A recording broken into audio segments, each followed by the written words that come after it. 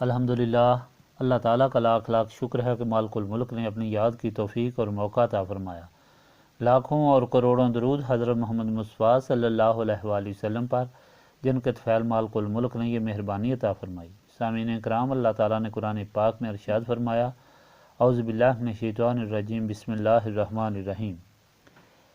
اے چادر لپٹنے والے، اٹھو اور ڈراؤ اپنے رب کی بڑائی بیان کرو، اپنے لباس کو پاک رکھو اور بتوں سے دور ہو، اور کسی پر احسان نہ کرو زیادہ لینے کی نیت سے، اور اپنے رب کے لیے صبر کرو۔ پھر جب سور پھونکا جائے گا تو وہ دن بڑا سخت دن ہوگا، کفار پر آسان نہ ہوگا۔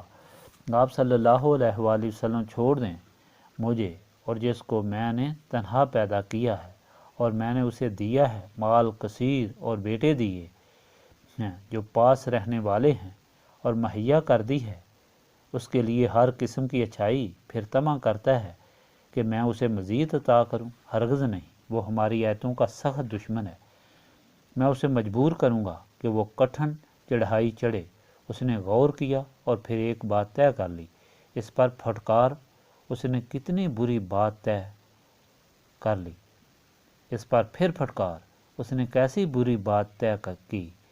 پھر دیکھا اس نے تیور چڑھائی اور منہ موڑا، پھر پیٹھ پھیری اور غور کیا، پھر بولا یہ نہیں ہے مگر جادو جو پہلوں سے چلا آ رہا ہے، یہ نہیں مگر انسان کا کلام۔ ان قریب میں اسے جہنم میں جھونکوں گا، اور تو کیا سمجھے کہ جہنم کیا ہے؟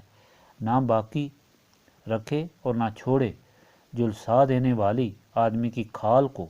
اس پر 19 فرشتے مقرر ہیں، اور ہم نے نہیں مقرر کیے آگ کے داروغے مگر فرشتے، اور نہیں بنایا ہم نے ان کی تعداد کو مگر آزمائش ان لوگوں کے لیے جنہوں نے کفر کیا، تاکہ یقین کر لیں اہل کتاب اور بڑھ جائے اہل ایمان کا ایمان، اور شک میں مبتلا نہ ہوں اہل کتاب اور مومن، اور تاکہ کہنے لگیں جن کے دلوں میں روگ ہے اور کفار کہ کیا ارادہ کیا ہے اللہ نے۔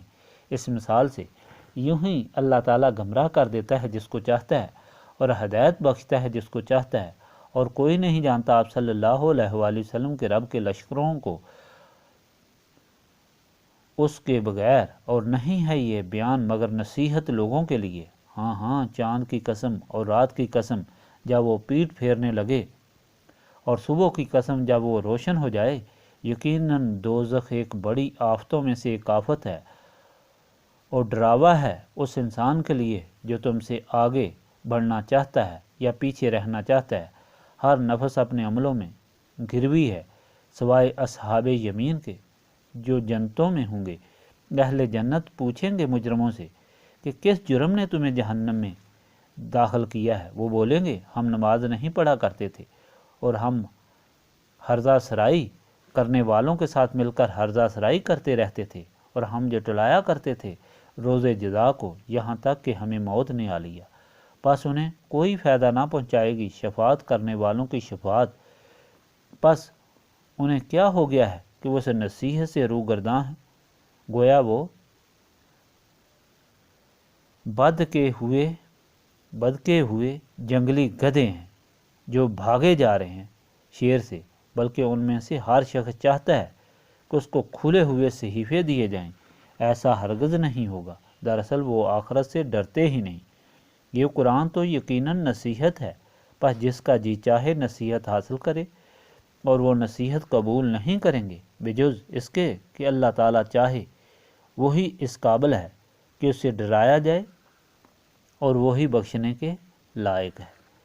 پچھلے فرمان الہی میں نبی پاک صلی اللہ علیہ وآلہ وسلم نے اللہ تعالیٰ کی محبت کا اظہار کیا گیا۔ حضور پاک صلی اللہ علیہ وآلہ وسلم کی شان بیان کی گئی، اور آپ صلی اللہ علیہ وآلہ وسلم کی عبادت کی کیفیت بتائی گئی، اور پھر کچھ رات کو آرام کرنے کے لیے فرمایا گیا۔ رات کے آخری حصہ میں عبادت کی فضیلت بیان کی گئی، اور اس طرح حضور پاک صلی اللہ علیہ وآلہ وسلم کے غلاموں کو عبادت کا طریقہ سکھایا گیا، اور تہجد کی نماز کی فضیلت فرمائی گئی، اور یہ بھی بتایا گیا کہ سختی کو وہی برداشت کرتے ہیں جو رسول پاک صلی اللہ علیہ وآلہ وسلم کے سچے غلام ہیں۔ آج کا فرمان نبی پاک صلی اللہ علیہ وآلہ وسلم سے اللہ تعالیٰ کی محبت کا اظہار، اور حضور پاک صلی اللہ علیہ وآلہ وسلم کے غلاموں کو اللہ تعالیٰ کی بندگی کا طریقہ سکھانے اور صحیح مسلمان بنانے کے لیے ہے، اور گستاخان رسول صلی اللہ علیہ وآلہ وسلم پر اللہ تعالیٰ کی ناراضگی اور ان کے برے انجام کا بیان ہے، جو دوسری بار وہی نازل ہونے کے بعد ہوا۔ حضور پاک صلی اللہ علیہ وآلہ وسلم اپنی چادر مبارک میں لیٹے ہوئے تھے، حکم ہوا کہ اٹھو اور مخلوق خدا کو اللہ تعالیٰ کا حکم سنا کر ڈراؤ اور اللہ تعالیٰ کی بڑائی بیان کرو، اور اپنے کپڑے پاک رکھو اور بتوں سے دور رہو، اور جس پر احسان کرو اس سے زیادہ لینے کی امید نہ رکھو۔ اور جب آپ صلی اللہ علیہ وآلہ وسلم لوگوں کو اللہ تعالیٰ کی طرف بلائیں گے اور بتوں سے بیزاری کی تلقین کریں گے اور جن کو وہ اپنے خدا سمجھتے ہیں، آپ صلی اللہ علیہ وآلہ وسلم ان کو لا شیء اور نجس بیان کریں گے، تو مشرکین مکہ آپ صلی اللہ علیہ وآلہ وسلم کو ہر قسم کی تکالیف دینے کے لیے تیار ہو جائیں گے۔ یعنی آپ صلی اللہ علیہ وآلہ وسلم اللہ تعالیٰ کی رضا کے لیے ہر سختی برداشت کریں اور صبر سے کام لیں۔ چنانچہ ایسا ہی ہوا، مشرکین مکہ سخت مخالف ہو گئے اور ہر قسم کی تکالیف دینا شروع کی، اور ان میں سب سے زیادہ مخالف ولید بن مغیرہ تھا، جس کے 12 بیٹے تھے اور بے شمار مال تھا۔ اس نے دیکھا کہ سب کفار اور مشرکین آپس میں مشورہ کر رہے ہیں کہ حج کا زمانہ قریب ہے، دور دور سے لوگ آئیں گے اور وہ حضور پاک صلی اللہ علیہ وآلہ وسلم سے متاثر ہو کر اپنے علاقوں میں دین اسلام کی ہدایت اور تعلیمات لے جائیں گے اور تبلیغ کریں گے، اس لیے سوچ لو کہ ان لوگوں کو پہلے ہی کیا بتایا جائے۔ تو اس نے کہا کہ میں جا کر حضور پاک صلی اللہ علیہ وآلہ وسلم کو منع کرتا ہوں۔ وہ گیا تو حضور پاک صلی اللہ علیہ وآلہ وسلم حامیم تنزیل الکتاب من اللہ العزیز العلیم تک تلاوت فرما رہے تھے۔ ولید بن مغیرہ سن کر بہت متاثر ہوا اور کہا، واللہ میں نے حضور پاک صلی اللہ علیہ وآلہ وسلم سے ایسا کلام سنا جو نہ کسی انسان کا ہو سکتا ہے نہ جن کا، اور اس میں بڑی مٹھاس ہے اور اس میں خاص رونق، یہ اعلیٰ پھل دینے والا ہے، اس پر کوئی غالب نہیں ہو سکتا، یہ بشر کا کلام نہیں۔ لوگوں نے جب اپنے سردار کے منہ سے یہ سنا تو وہ متزلزل ہو گئے۔ دوسرے سرداروں کو فکر ہوا تو ابو جہل نے کہا کہ میں جاتا ہوں اور اسے ٹھیک کرتا ہوں۔ وہ ولید کے پاس گیا اور کہا کہ مکہ کے لوگ تیرے لیے چندہ جمع کرتے ہیں کہ تو غریب ہو گیا ہے، مگر اب ان کو علم ہوا ہے کہ تم حضرت محمد صلی اللہ علیہ وآلہ وسلم اور حضرت ابوبکر کے پاس مال کے لالچ کے لیے جاتے ہو۔ اس پر وہ غصے میں آ گیا اور کہا کہ تم کو میری دولت کا اندازہ نہیں، میں کسی کی دولت کا محتاج نہیں، البتہ جو تم یہ کہتے ہو کہ وہ مجنوں ہیں، شاعر ہیں، تو یہ دونوں باتیں غلط ہیں۔ نہ ان کو کسی نے غلط بات کرتے دیکھا نہ شعر کہتے سنا۔ پھر جو تم آپ صلی اللہ علیہ وآلہ وسلم کو کذاب کہتے ہو تو یہ بھی ظاہر ہے جھوٹ ہے۔ یہ ساری زندگی انہوں نے کبھی جھوٹ نہیں بولا۔ اگر تم لوگ انہیں کاہن کہتے ہو تو تم لوگوں نے کبھی ان کے حالات کلمات کاہنوں کی طرح نہیں دیکھے۔ یہ سن کر ابو جہل اپنی ان سب باتوں سے دستبردار ہو گیا اور کہا کہ لوگ تو ان کو صادق اور امین کہتے ہیں۔ تو پھر ولید سے پوچھا کہ پھر کیا کہا جائے؟ ولید کچھ سوچنے کے بعد بولا کہ اگر ان کو ساحر کہا جائے تو بات بن سکتی ہے، کیونکہ آپ صلی اللہ علیہ وآلہ وسلم کا کلام سننے والے آپ صلی اللہ علیہ وآلہ وسلم کے ہی ہو جاتے ہیں۔ اللہ تعالیٰ فرماتا ہے کہ یہ سب کچھ سمجھنے کے بعد صحیح راستے سے ہٹ کر اپنی اولاد اور مال پر فخر کرنے والے کو اللہ تعالیٰ جہنم کی گہرائیوں میں داخل کرے گا، جہاں اونچے پہاڑ ہوں گے، ان پر چلنا، پھر پھسل کر آگ کے دریا میں گرنا ان کا انجام ہوگا۔ اس وقت دوزخی اور جنتی کے درمیان دیوار بنائی جائے گی۔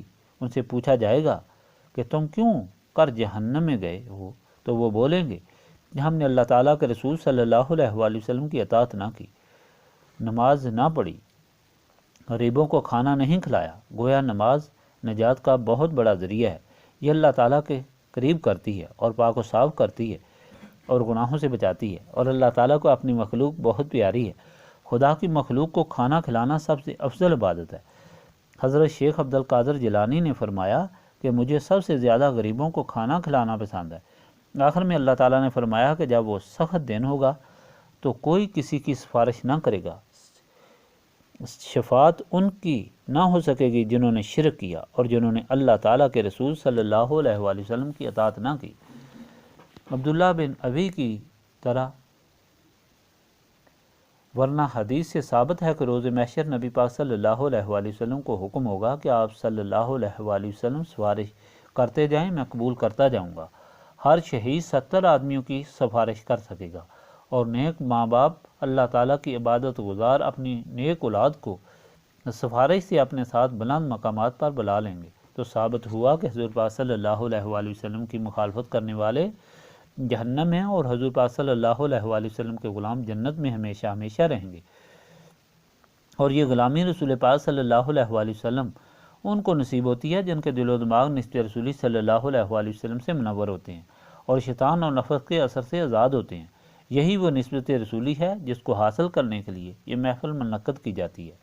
یہاں اللہ تعالیٰ کی یاد سے سینوں کو صاف کرنے کی کوشش کی جاتی ہے، اور اس یاد کو اللہ تعالیٰ کی بارگاہ میں وسیلہ کے طور پر پیش کر کے اپنے گناہوں کی معافی مانگی جاتی ہے، اور اس دولت عظمیٰ کے حصول کے لیے التجا کی جاتی ہے۔ اللہم صلی علی سیدنا محمد وعلی آلہ وصحبہ صلاۃ تکون لنا امان من کل خوف، لا الہ الا انت سبحانک انی کنت من الظالمین۔ ربنا آتنا فی الدنیا حسنۃ وفی الآخرۃ حسنۃ وقنا عذاب النار۔ استغفر اللہ العظیم الذی لا الہ الا هو الحی القیوم واتوب الیہ۔ استغفر اللہ العظیم الذی لا الہ الا هو الحی القیوم واتوب الیہ۔ استغفر اللہ العظیم الذی لا الہ الا هو الحی القیوم واتوب الیہ۔ ربنا تقبل منا انک انت السمیع العلیم وتب علینا انک انت التواب الرحیم۔